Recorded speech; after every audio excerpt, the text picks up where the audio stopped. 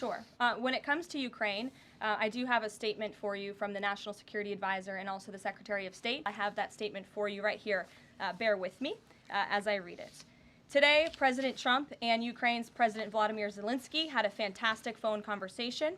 President Zelensky thanked President Trump for a productive start for the work of the Ukrainian and American teams in Jeddah on March 11th.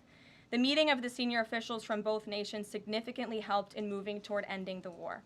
President Zelensky thanked President Trump for the support of the United States, especially the Javelin missiles that President Trump was first to provide and his efforts towards peace. The leaders agreed Ukraine and America will continue working together to bring about a real end to the war, and that lasting peace under President Trump's leadership can be achieved. President Trump fully briefed President Zelensky on his conversation with Putin and the key issues discussed. They reviewed the situation in Kursk and agreed to share information closely between their defense staffs as the battlefield situation evolved.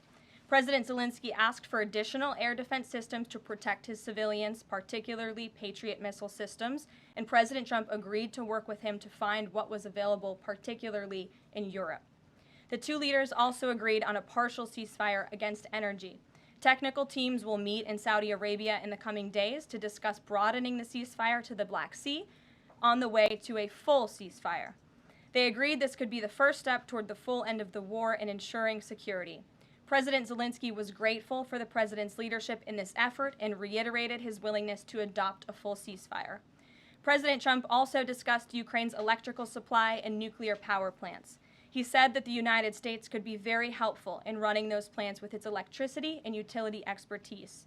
American ownership of those plants would be the best protection for that infrastructure and support for Ukrainian energy infrastructure.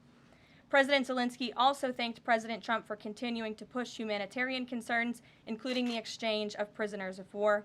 He noted they had just had a successful exchange and thanked the president for his leadership on that.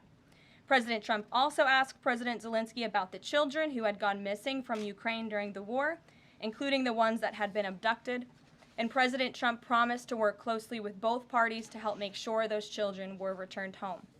They agreed all parties must continue the effort to make a ceasefire work.